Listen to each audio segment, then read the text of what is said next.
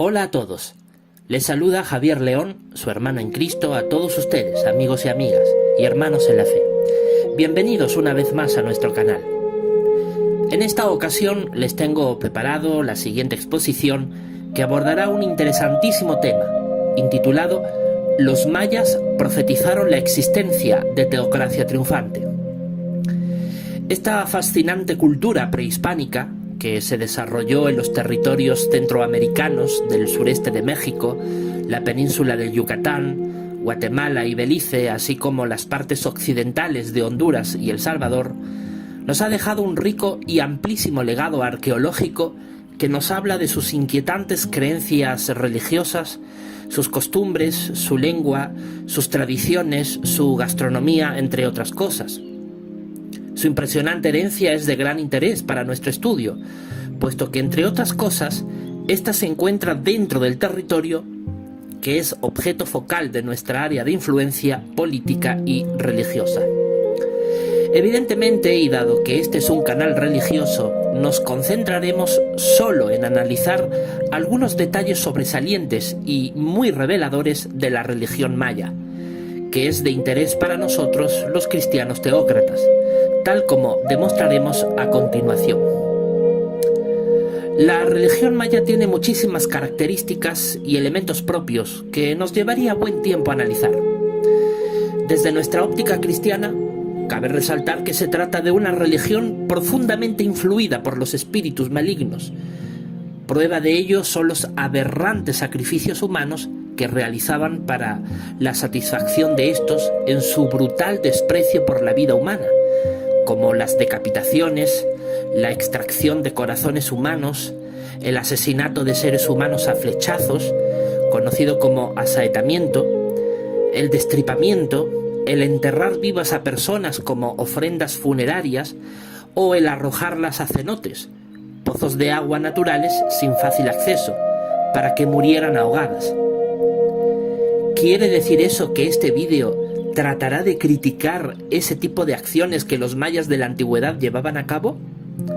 No, pues de hecho señalamos eso para demostrar, en breves palabras, que los mayas, como pocos pueblos de la tierra a lo largo de la historia, lograron satisfacer al máximo los deseos malignos de espíritus malvados que, como bien sabemos, la Biblia llama demonios.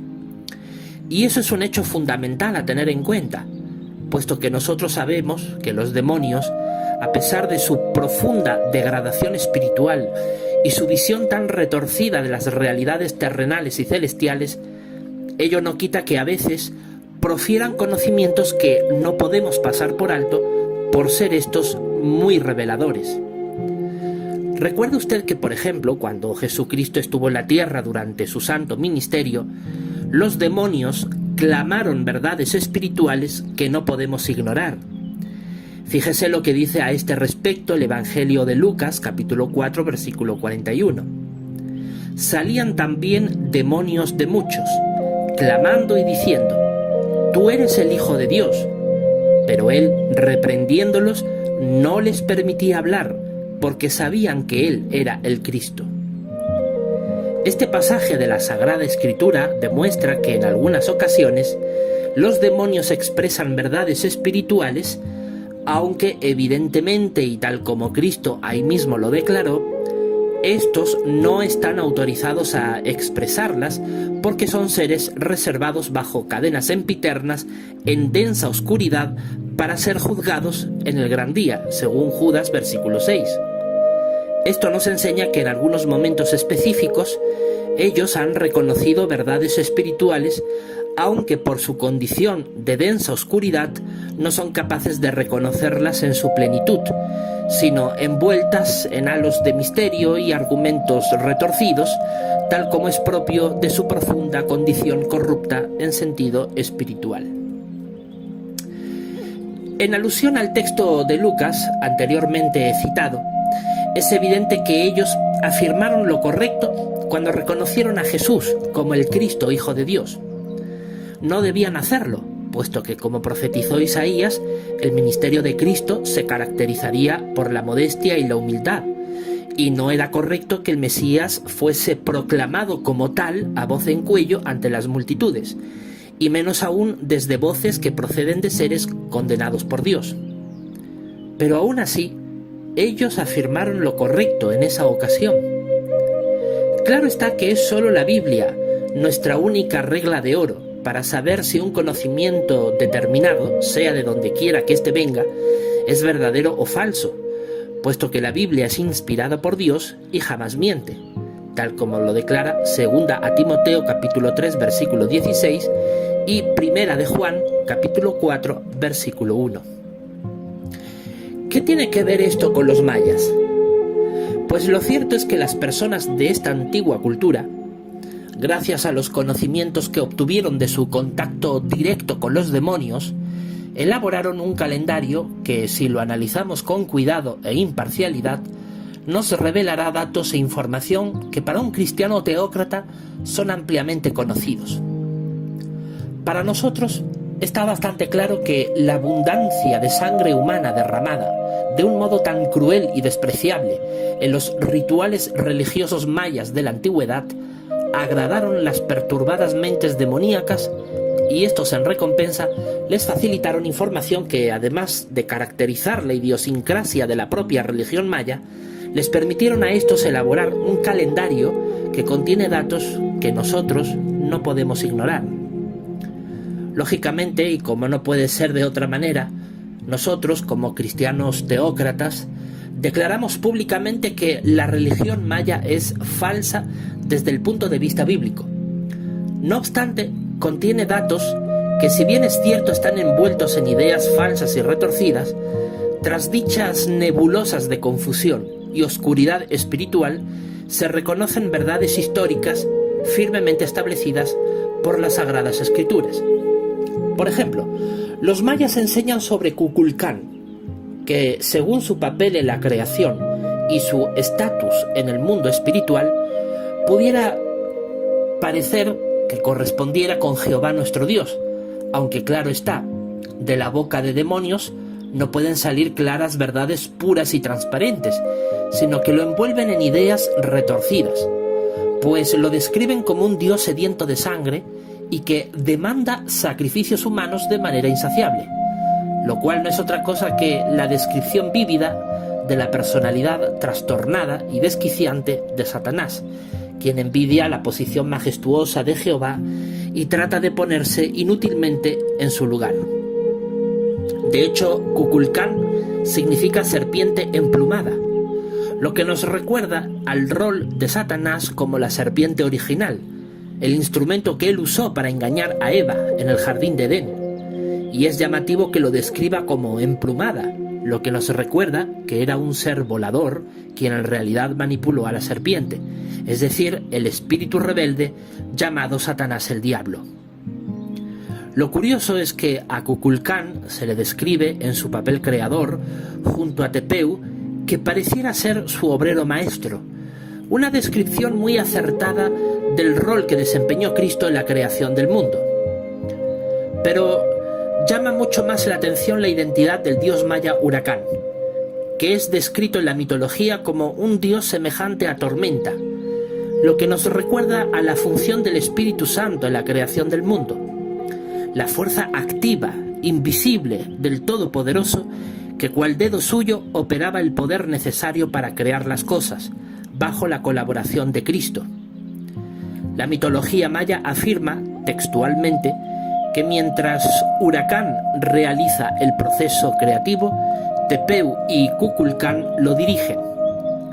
No puede haber mayor reconocimiento de estas profundas verdades espirituales de parte de la boca de seres que lo contemplaron con sus mismísimos ojos y que no pudieron negar dichas realidades ante los mayas que en su tiempo averiguaron de estos. A estos tres, los mayas los denominaron como los tres primeros dioses creadores.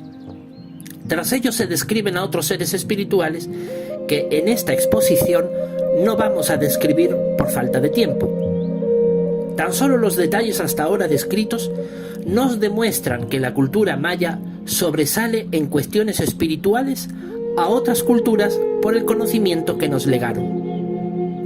Su mitología también describe de manera muy impresionante cómo ocurrió la creación del ser humano. Tal como lo confirma la Biblia en Génesis capítulo 2, versículo 7, los mayas también dijeron que el ser humano fue creado primero del lodo, es decir, del polvo de la tierra. Esta es otra verdad espiritual que ellos recibieron de los demonios, pero con claras intenciones de generar confusión e ideas retorcidas sin poder ellos negar la verdad histórica sobre nuestro antepasado común. Luego, los mayas enseñan que aquellos primeros seres humanos, creados a partir del lodo, fueron deshechos por el efecto de la lluvia, una clara alusión a la extinción masiva que experimentó la primera humanidad de nuestra historia en un diluvio universal en los días de Noé, quien junto a su familia fueron los únicos que sobrevivieron gracias al arca de madera. Es por eso que llama mucho la atención que los mayas crean que el segundo intento de creación del ser humano fue a partir de la madera. Las alusiones son muy claras, pero una vez más envueltas en argumentos falsos con la clara intención de los demonios de confundir y engañar, sin poder negar la raíz de la verdad histórica. A los supervivientes del diluvio se les atribuye cualidades negativas, pues se dice que aquellos supuestos hombres de madera no poseían alma ni memoria, y que de ellos descienden los simios. A ver, aquí hay claras intenciones malvadas que necesitamos explicar. Es evidente el profundo odio que Satanás sentía por Noé y su familia. No es para menos. Ellos fueron los escogidos por Dios para salvarse del catastrófico diluvio y el resto murió ahogado. Toda una generación de personas dominadas por Satanás que murieron irremediablemente. Es lógico, por tanto, entender que calificativos negativos e insultantes vayan hacia ellos de parte de estos demonios rebeldes, como que Noé y su familia supuestamente no tenían memoria ni alma. ¿Cómo no comprender a estos antepasados nuestros? ¿Es que acaso para ellos fue fácil sobrevivir tras una extinción tan brutal de seres humanos? Pensemos que los suegros de Noé no sobrevivieron al diluvio. Muchos conocidos y amigos de ellos no tuvieron esa oportunidad, etcétera, etcétera. Lo lógico es pensar que cuando aquello terminó, solo quisieran seguir con sus vidas del mejor modo posible y tratar de olvidar aquel traumático suceso que sin duda marcó sus vidas para siempre. Y sí, sus descendientes querrían saber miles de detalles al respecto, pero Noé y su familia se reservaron muchos detalles, solo trataban de seguir adelante. Por esa razón, amigas y amigos, cuando uno conoce bien la Sagrada Escritura y la ama a esta y al Dios que la inspiró, sabemos leer entre líneas la realidad que hay tras los mitos y las religiones antiguas. Es muy revelador que la religión maya afirme que de los hombres de madera desciendan los simios, lo cual delata una vez más que la denigrante y apóstata teoría de la evolución no es más que una vil mentira satánica implantada en la mente de algunos británicos del siglo XIX que en su afán por enseñar mentiras antibíblicas estuvieron dispuestos a recorrer los confines de la Tierra para hallar pruebas que a sus ojos sostuvieran la validez de sus ofensivas tesis.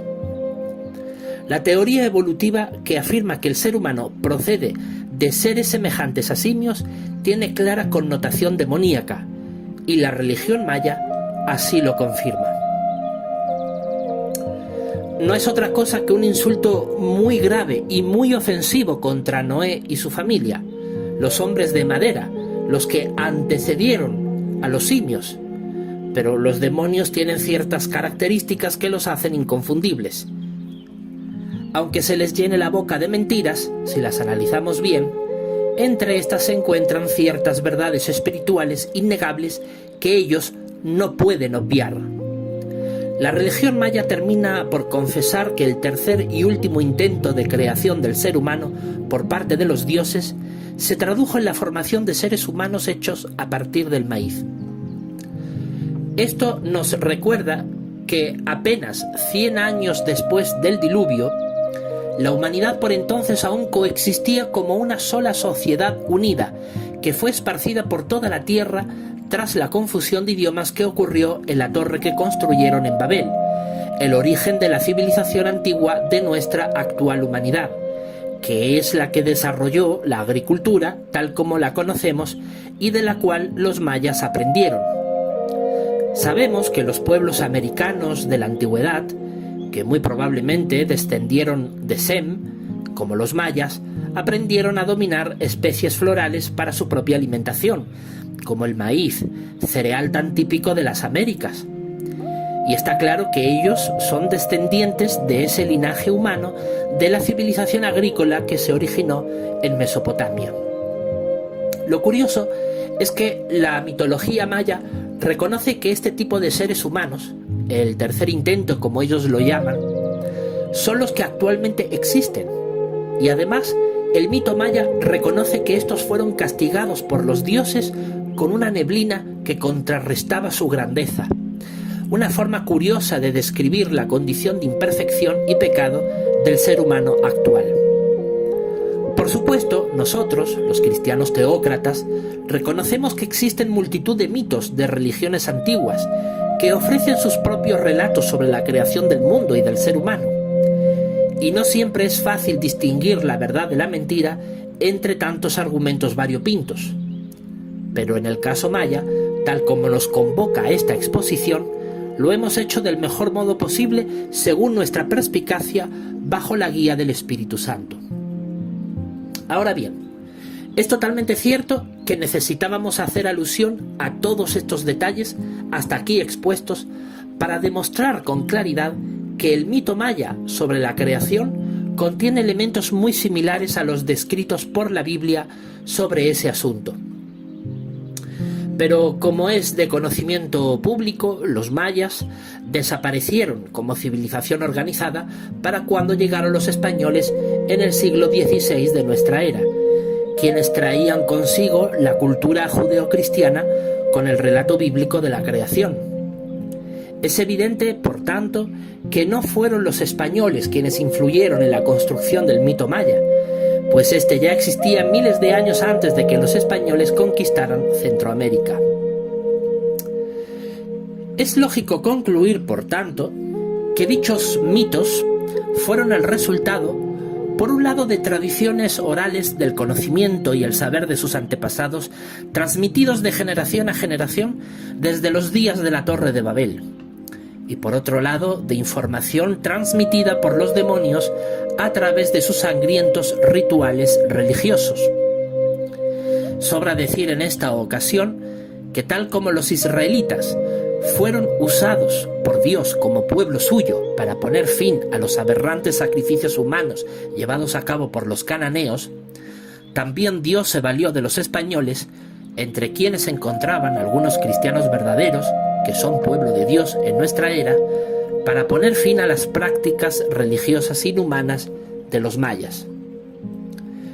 Después de analizar las asombrosas coincidencias entre el relato mitológico maya sobre la creación del mundo y del ser humano, con el relato divinamente inspirado dado por las Escrituras, podemos afirmar también que el calendario maya contiene aún mayores datos que revelan la verdad de importantes enseñanzas bíblicas muy profundas. Comencemos, por ejemplo, analizando el punto de partida de la cronología maya. Su propio calendario nos enseña que este se inicia en un año muy específico, que según los estudiosos del tema es particularmente muy claro y no deja lugar a las dudas. Nos referimos al año 3114 a.C.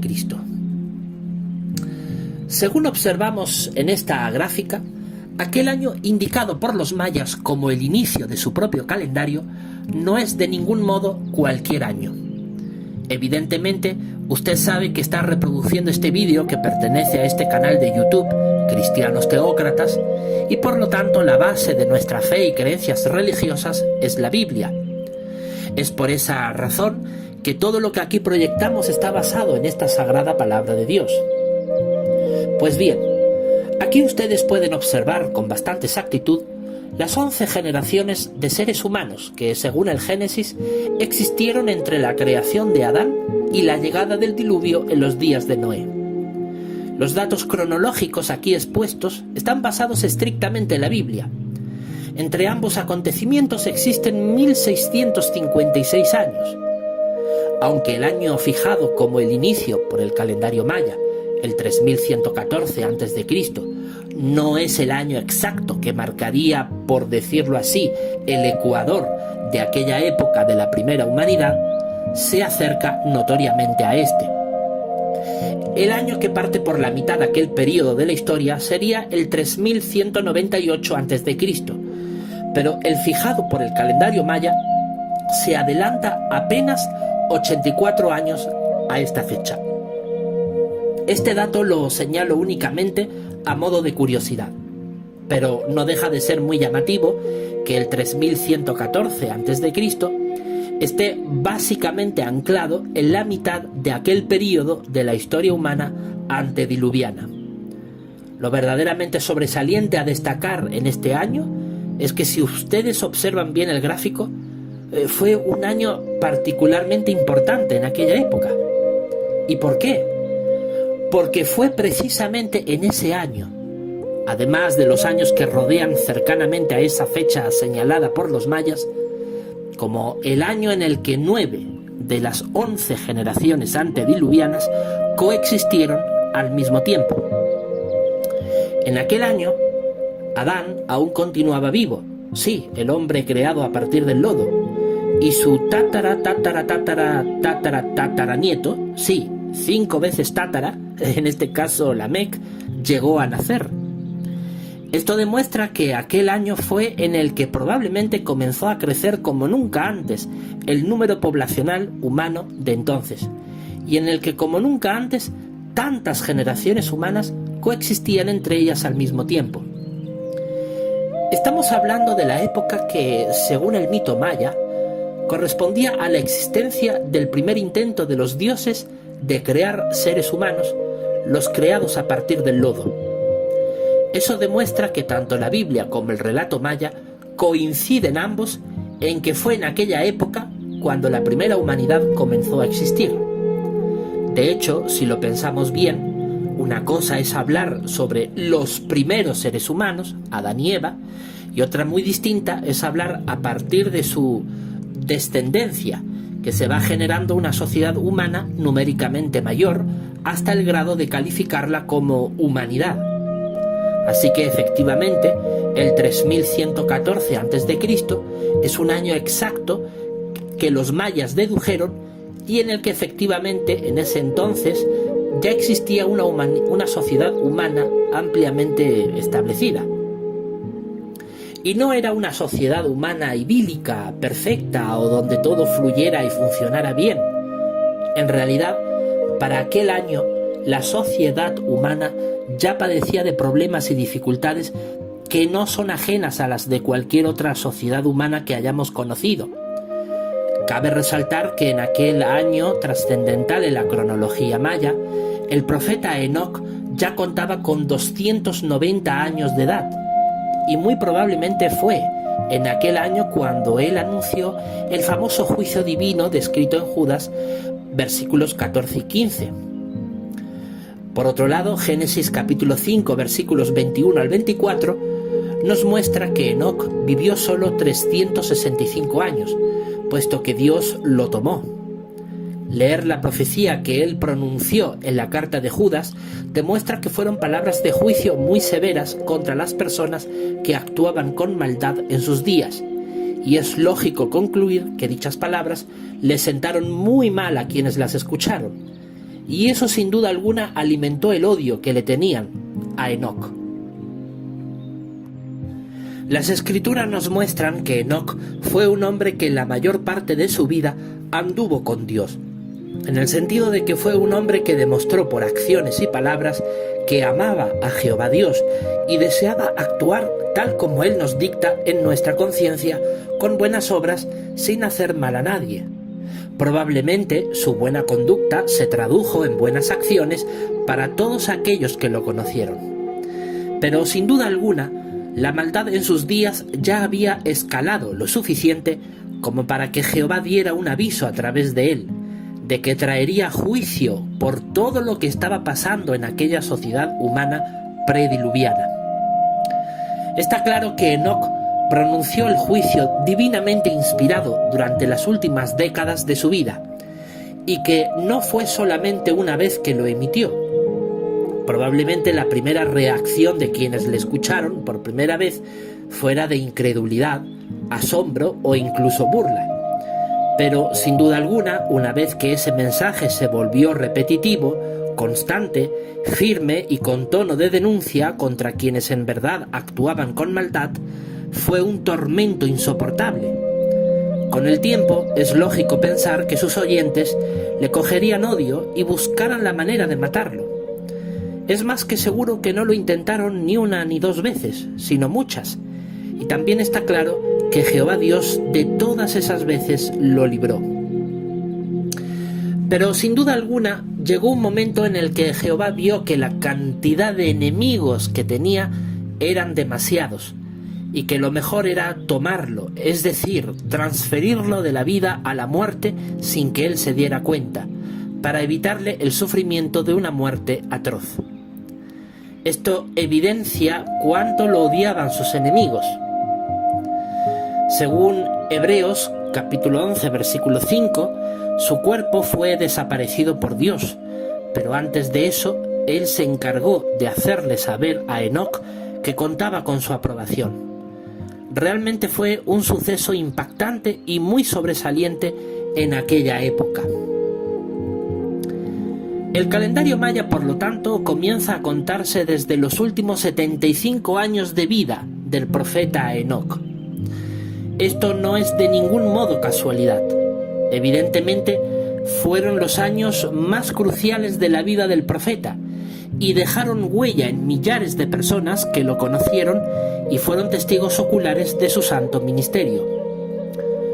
Muchos vieron a Enoc interactuar con Jehová y recibir de él sus mensajes de juicio, y esto caló hondo en la memoria colectiva, incluida la de aquellos seres humanos que conformaron las familias de las nueras de Noé, además de sus propios hijos y esposa, por lo que fue un testimonio que perduró durante generaciones hasta la llegada misma de la existencia de los mayas como civilización. Queda claro que el calendario maya comienza a contarse en el año 3114 a.C., que fue un año crucial en el mundo antediluviano, y fue sin duda un año clave en el profetizar de Enoc, que lo llevaría a su dramático final, tomado por Dios para librarlo de la mano asesina de sus adversarios. Según el relato maya, a partir de ese entonces comienzan a existir los primeros seres humanos, los del lodo. Luego, con el transcurrir del tiempo, vendrían los otros seres humanos, según sus mitos, como ya explicamos anteriormente. Lo que trato de explicar con todo esto es que, sin lugar a dudas, aquel año fue muy importante en aquella época, y coincide plenamente con el período más crítico del profetizar de Enoc. Por otro lado, es interesante notar que, hasta la generación de Jared, el padre de Enoc, las primeras generaciones humanas solían tener sus hijos primogénitos más o menos a las mismas edades, es decir, más o menos en torno a los 100 años de edad, décadas más o décadas menos antes de esa edad. Eso demuestra que durante las primeras 6 generaciones humanas, la humanidad más o menos solía desarrollarse en un contexto de relativa paz, progreso y desarrollo, es decir, las condiciones de vida solían ser más fáciles. Sin embargo, a partir de Jared en adelante, las nuevas generaciones tardan más en nacer, es decir, sus padres llegan a tener hijos con una edad más tardía de lo habitual, lo que demuestra que la humanidad desde los días de Jared en adelante comenzó a experimentar cada vez más y mayores dificultades en el desarrollo y progreso de la vida humana en sociedad. Es decir, la vida se hacía cada vez más difícil, tanto al trabajar como crear y mantener una familia, etc. Sin duda, se aprecia por tan solo ese hecho que la violencia comenzó a escalar notoriamente desde los días de Jared en adelante. Recordemos que Jared es la generación sexta en aquel tiempo. El relato paralelo de aquella misma época, que encontramos en el capítulo 4 de Génesis, nos muestra que Lamec, descendiente de Caín, hijo de Adán y Eva, era de la séptima generación y por lo tanto coetáneo con el profeta Enoc. Y Lamec se jactaba de ser un asesino en serie y hasta formulaba poemas que alababan sus crímenes en honor a sus esposas. Esto demuestra hasta qué grado ya existía la violencia y la crueldad en los días del profeta Enoc. No cabe duda de que la Biblia deja muy claro que para los días de Enoc la maldad, la violencia y el asesinato se había convertido en acontecimientos diarios de la vida cotidiana. Todo esto refuerza, bíblicamente hablando, que el año de partida de la cronología maya era un año en el que la sociedad humana estaba plenamente establecida y además se caracterizaba por una violencia descomunal que fue creciendo cada vez más hasta la llegada del diluvio. De hecho, la Biblia deja claro que en los días de Noé la violencia era tan extrema que motivó a Jehová Dios a emitir juicio contra aquella humanidad malvada para exterminarla de la faz de la tierra. No es coincidencia que el año 3114 a.C. fuera un año de juicio divino advirtiendo contra aquella sociedad humana violenta prediluviana y que dicho conocimiento lo tuvieran los mayas una vez que estos ya existían como sociedad civilizada y organizada, pero hundida en horripilantes actos de violencia y derramamiento de sangre inocente. Era evidente que el conocimiento sobrenatural que los mayas recibieron del mundo espiritual demoníaco al elaborar su propio y particular calendario fuera una especie de advertencia de que ellos terminarían mal, así como aquella primera humanidad terminó mal por su terrible accionar. Está claro que los demonios mienten, pero cuando el juicio divino es inminente y profundamente adverso, ellos están tan aterrorizados que no pueden negarlo ni ocultarlo, como bien reconoce Santiago capítulo 2 versículo 19. Lo que está muy claro es que la cronología maya comienza a contarse desde que ya existían los primeros seres humanos, los del lodo, y esta avanza hasta la misma existencia de los otros seres humanos, los de la madera y el maíz, tal como ya hemos explicado anteriormente. Pero hay más pruebas que indican que este calendario maya procede principalmente por su diseño y estructura del conocimiento de espíritus malignos, pero al fin y al cabo espíritus, seres sobrenaturales que poseen conocimientos que hasta ese momento estaban ocultos a los mayas, pero que en el mundo espiritual conocían bastante bien. Aún así, no podemos negar la posibilidad, más que lógica, de que dicha construcción del imaginario calendárico también sea fruto del conocimiento aportado por decenas de generaciones de los antepasados de los propios mayas. Solo a modo de curiosidad, vale la pena destacar que el hijo de Enoc el profeta, Matusalén, quien vivió casi 1000 años, algo muy notorio teniendo en cuenta las terribles condiciones de la sociedad humana degenerada de la época. Matusalén tenía 225 años de edad para cuando llegó el año del inicio del calendario maya. Y sin duda ya para entonces las condiciones de la sociedad humana eran bastante graves. De hecho tenía 300 años de edad cuando su padre Enoc fue tomado por Dios. Quizás él tuvo que verse obligado a huir del lugar donde moraba él y su familia una vez ocurrió aquello, a fin de proteger su vida. De hecho, él no solo era hijo de profeta, sino que también fue padre de profeta, puesto que su primogénito Lamec dijo bajo inspiración divina, según Génesis capítulo 5 versículo 29, que su hijo Noé les traería consuelo y alivio, y que sería a través de él que se mitigaría el dolor que le suponía obtener el sustento para la vida. Estoy totalmente seguro de que el poderoso testimonio de Enoc caló hondo en su hijo Matusalén, quien, como dije, probablemente se vio obligado a huir al exilio tras la transferencia de vida a muerte de su padre, lo que sin duda lo acercó como nunca antes a Jehová Dios. De hecho, es lógico pensar que Matusalén tanto llegó a amar a Jehová Dios que le imploró poder ver con sus ojos el cumplimiento de la profecía de su padre Enoc, y sin duda Jehová se lo concedió, pues él llegó a vivir lo suficiente como para ver el arca terminada de construir, pues de hecho la cronología bíblica indica que él murió en el mismo año en el que comenzó el diluvio. Teniendo en cuenta la gran longevidad de su vida, y que además fue hijo y padre de profetas fieles a Jehová, es lógico concluir que Matusalén no murió en el diluvio, sino apenas unos meses antes de que éste comenzase. Pero llegó a morir fiel a Dios, y pudo ver con sus ojos el medio de salvación que Dios usaría para salvar a su nieto y bisnietos del juicio que su padre profetizó.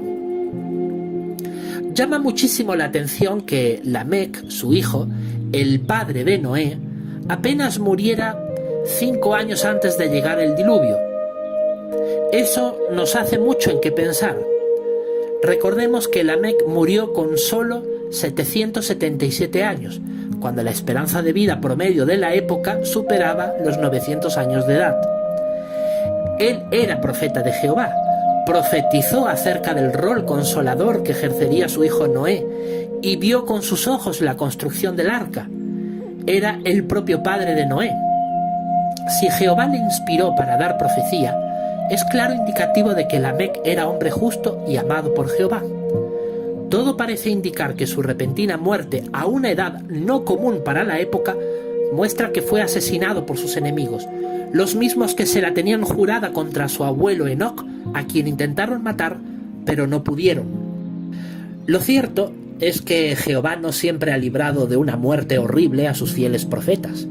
Libró al justo Enoc, como libró a Daniel, pero no libró a Lamec, como tampoco libró a Isaías de que la tradición judía afirma que fue descuartizado por el malvado rey Manasés. Lo que está claro es que décadas antes de la muerte de Lamec, Jehová ya había advertido en el capítulo 6 de Génesis que la maldad del hombre abundaba en la tierra y la violencia la había llenado por completo. Sin lugar a dudas, los últimos años previos al diluvio fueron los más difíciles en aquella horrible época de la historia humana. Los primeros 9 siglos de la cronología maya fueron ciertamente muy convulsos, desde la primera humanidad en tiempos de Enoc hasta la dispersión tras la Torre de Babel. En todos aquellos siglos ocurrieron las gestas descritas en la mitología maya sobre la creación del hombre de lodo, del de madera y del de maíz. Solo le digo a usted que recuerde ese dato: 9 primeros siglos. Eso será determinante para entender otras cosas más. La religión y la cronología mayas nos hablan de muchísimas cosas más, pero por falta de tiempo y porque no viene al caso no lo mencionaré en esta exposición. Pero sin duda nos concentraremos en los detalles que más nos interesa analizar para fortalecer nuestra fe cristiana. Sin duda que ésta se ha visto fortalecida tras analizar aspectos llamativos de las creencias mayas que ya hemos descrito y que coinciden asombrosamente con la historia reflejada en la Sagrada Escritura. A continuación pasaremos a explicarles no todas las características del calendario maya, porque es muy extenso y amplio de analizar, pero sí ciertos detalles de este que como cristianos teócratas cautivan nuestra atención y nos es menester analizar con muchísimo cuidado. Hay que tener presente que en el calendario maya coexisten varias cuentas de tiempo, como el calendario sagrado, el ciclo solar, Aap, entre otros. Nosotros aquí dirigiremos nuestra atención al específico de la cuenta larga. Este tipo de cuenta, también llamado serie inicial, está basado en un peculiar sistema vigesimal de contar días. Los mayas de la antigüedad usaban el día solar como la unidad básica para medir el tiempo y lo llamaban kin.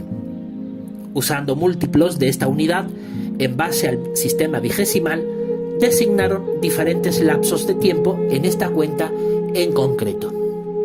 Un kin, que es un día solar, un uinal, que equivale a 20 días o 20 kin, un tun, que equivalen a 360 días, que es igual a 18 uinales, un katun, que equivale a 7200 días, o lo que también corresponde con 20 tunes, es decir, 20 multiplicado por 360, que da 7200 días, un katun, y luego tenemos un baktun, que equivalen a 144.000 días, que es el resultado de 20 katunes, es decir, 7200 días multiplicado por 20. En líneas generales, es un sistema vigesimal. En esta cuenta larga también existen otros lapsos de tiempo mucho mayores, como el kalaptun, el kinchitltun y alautun, pero no lo analizaremos porque solo pretendo reflexionar en los lapsos anteriormente explicados. A primera vista, cuando observamos los lapsos de tiempo del kin, uinal, tun, katun y baktun, pensamos que se trata de simplemente una forma más de medir el tiempo, tan válida como el sistema sexagesimal de tiempo que hoy usamos y que tiene sus orígenes en la antigua Babilonia. Son sencillamente diferentes medidas de tiempo con sus respectivas características matemáticas.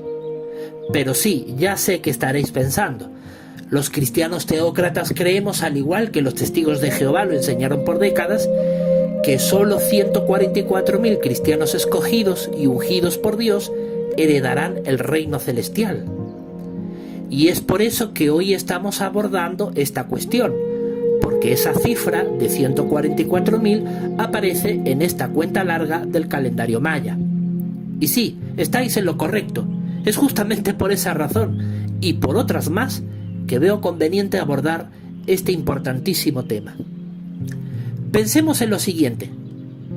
¿Ustedes de verdad creen que lo único interesante en esta cuenta larga de tiempo es la cifra apocalíptica de 144.000? Lo cierto es que no. Si observan cuidadosamente, toda la estructura de medición de tiempo de la cuenta larga nos da muchísima información que también está respaldada por la profecía bíblica. Reflexionemos. Un kin, que es un día solar. Esto nos recuerda que en algunas profecías bíblicas, como en la profecía de los 7 tiempos del capítulo 4 de Daniel y la profecía de los 1260 días del capítulo 12 de Apocalipsis, la referencia a un día solar de 24 horas es indudable. Un uinal, es decir, 20 días, 20 kin. La base vigesimal de la cuenta larga del calendario maya nos recuerda inevitablemente la importancia bíblica de este número, porque el número 20 es base fundamental en nuestra era cristiana, puesto que si el siglo I corresponde con la fundación de la Iglesia cristiana verdadera, el siglo XX corresponde con el inicio de la parusía de Cristo. Perdonen ustedes, pero me llama muchísimo la atención.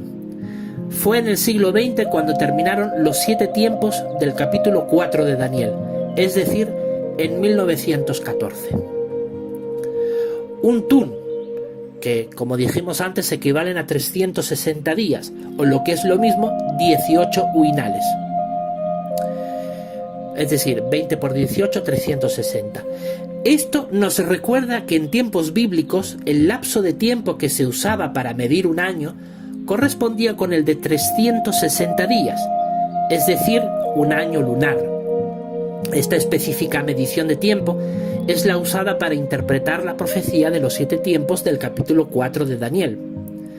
De hecho, comparando los textos bíblicos de Apocalipsis capítulo 11, versículo 2 y 3, y capítulo 12, versículos 6 y 14, demuestran que la cantidad de tiempo para determinar la duración de los meses que ahí se mencionan son de 30 días cada uno de ellos, y por lo tanto un año de 12 meses dura 360 días, un año lunar. Luego teníamos un katun, que equivalen a 7.200 días. Esta cifra nos hace recordar el número 7, que vuelve a traernos a la memoria la profecía de los 7 tiempos del capítulo 4 de Daniel, que concluyeron en el siglo XX de nuestra era cristiana. Y es curioso que un catún, que son poco más de 7.000 días, equivalgan a 20 tunes.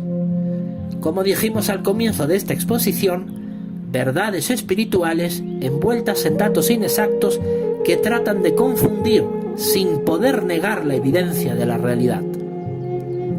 Por último tenemos un Bactún, 144.000 días, que es el resultado de multiplicar 20 catunes, que son 7.200 días, por 20.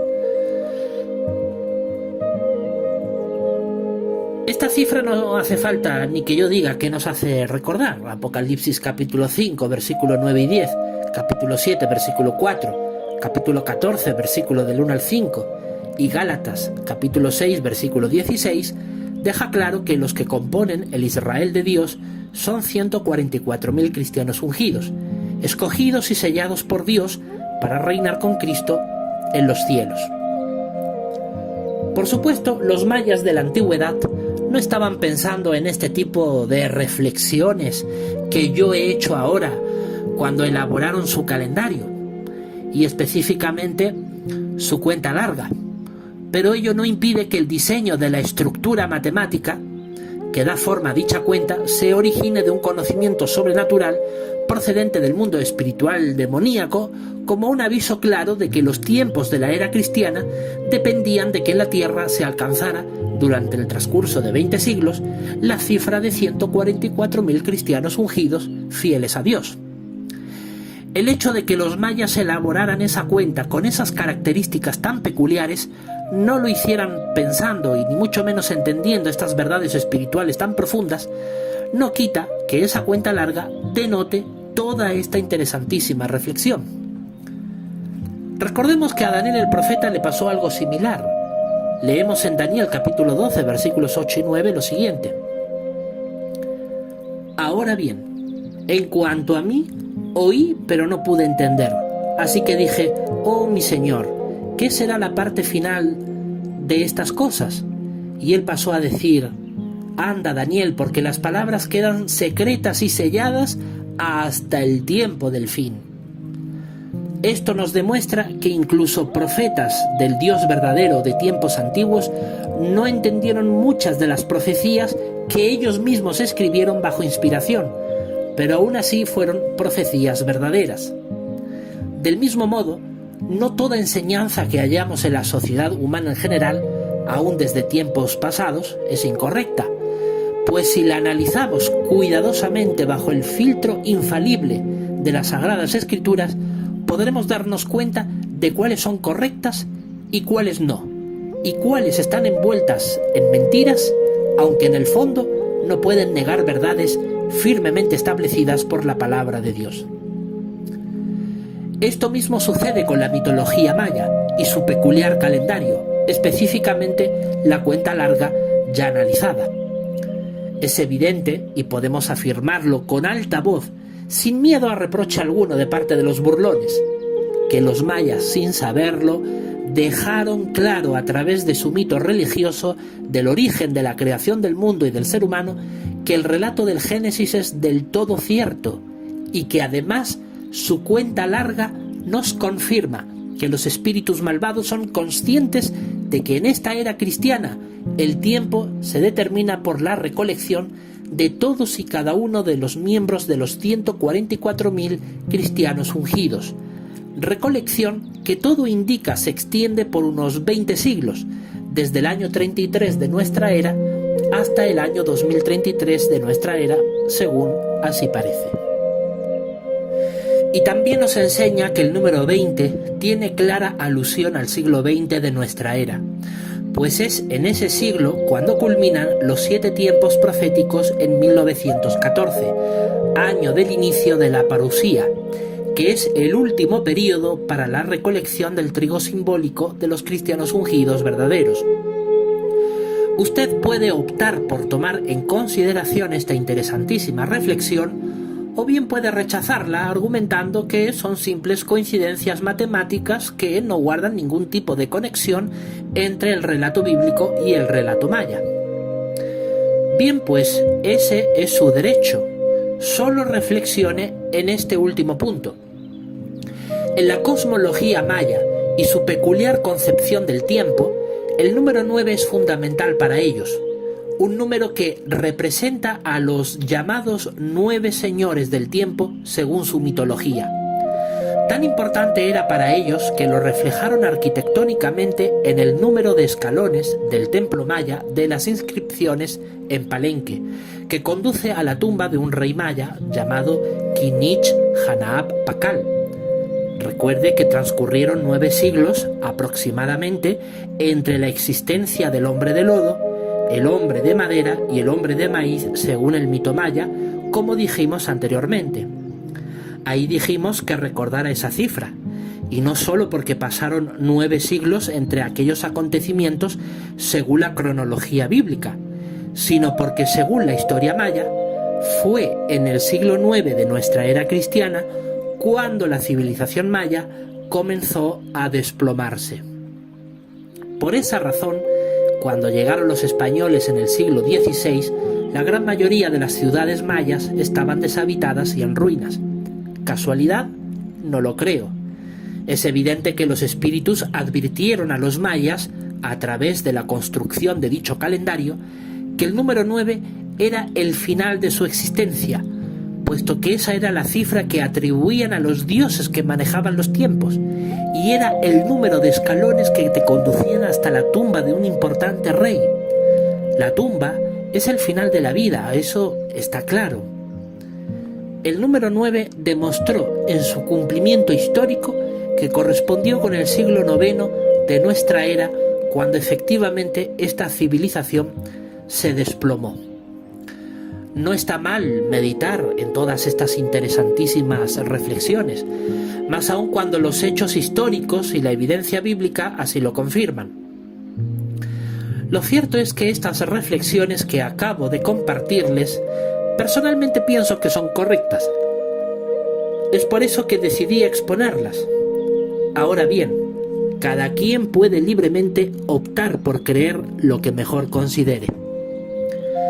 No cabe duda de que la cuenta larga del calendario maya tiene muchísimo significado para nosotros, los cristianos teócratas, puesto que en este encontramos abundantes coincidencias con la profecía bíblica sobre los tiempos de esta era cristiana que nos ha tocado vivir. ¿Recuerda usted cuál fue el año de inicio de dicha cuenta larga? Sí, fue precisamente el año 3114 a.C., y ya hemos explicado qué ocurrió en la humanidad en ese entonces desde el punto de vista bíblico. Pero, ¿y cuándo acaba esa cuenta larga? Los expertos sitúan el final de esta en diciembre del año 2012. Muchos, ciertamente, han teorizado sobre qué acontecimiento en particular habría de ocurrir entonces para dar cumplimiento a lo que algunos interpretaron era el final de los tiempos según la profecía maya que ellos mismos creían entender. Lo cierto es que en diciembre de 2012 no ocurrió nada llamativamente espectacular, algún acontecimiento mundial que pudiera interpretarse como el cumplimiento de la predicción maya para aquel mes, como el final de la cuenta larga. Hasta el día de hoy, la inmensa mayoría de las personas en todo el mundo se han quedado con la sensación de que, supuestamente, al fin y al cabo el final de la cuenta larga en diciembre de 2012 no era más que el final de un calendario y el inicio de uno nuevo, nada más. Y claro, lo piensan porque desconocen las realidades espirituales que en esta exposición hemos explicado. Para comenzar, nadie sabía lo que ocurrió en 3114 a.C. Aquí hemos demostrado que en aquel año, según la Biblia, Enoc estaba profetizando juicio divino contra la generación humana malvada que lo rodeaba. Él fue objeto de intenso odio de parte de quienes lo rechazaron. Solo su familia creía en él. De hecho, fue su bisnieto Noé quien fue usado por Dios para salvar la raza humana de la extinción total. Es evidente que la cuenta larga termina de un modo similar. Fue en diciembre de 2012 cuando el último cristiano ungido, es decir, el último que Dios ungió con su Santo Espíritu, lideró la victoria en la Segunda Guerra Espiritual. Todo un proceso de santo ministerio evangelizador, predicando y haciendo discípulos en absoluta lealtad a la Biblia, en medio de una organización religiosa, la de los Testigos de Jehová, que como el resto de religiones falsas de Babilonia la Grande, se idolatra a sí misma y solo se vale de la palabra de Dios para atraer a las buenas personas, para someterlas a su tiranía de corrupción espiritual dañina. Servir a Dios en un ambiente tan contaminado en sentido espiritual requiere de muchísima fe, valor y determinación, la que tuvo Javier León, el último cristiano ungido, el último santo.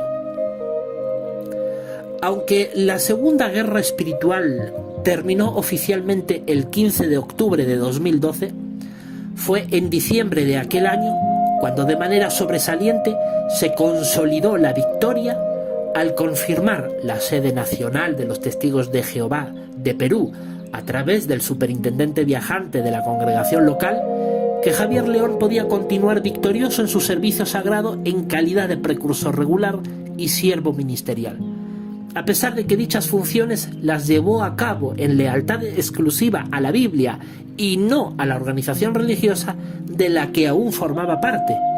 Y en esas mismas condiciones, la organización lo reconoció como tal para que continuara en dicha labor santa. Este trascendental acontecimiento para la historia del cristianismo de tiempos recientes guarda un profundo significado para todos nosotros. Que el último miembro de los 144.000 aún vivo aquí en la tierra liderara una lucha espiritual encarnizada de lealtad exclusiva a la Biblia en medio de tanta idolatría hacia una organización religiosa que siempre pretendió usurpar la autoridad indiscutida de la Biblia es un hito histórico de incalculable importancia para todos nosotros. Y más importante es que los acontecimientos históricos probaron que él ganó, gracias a Jehová su Dios, la guerra espiritual y obtuvo una victoria de incalculables repercusiones. Gracias a aquella victoria del último santo en la Segunda Guerra Espiritual, se establecieron las bases legales desde el punto de vista bíblico para que los cristianos teócratas pudieran salirse de los Testigos de Jehová en condición espiritual aprobada y con la bendición divina sobre ellos.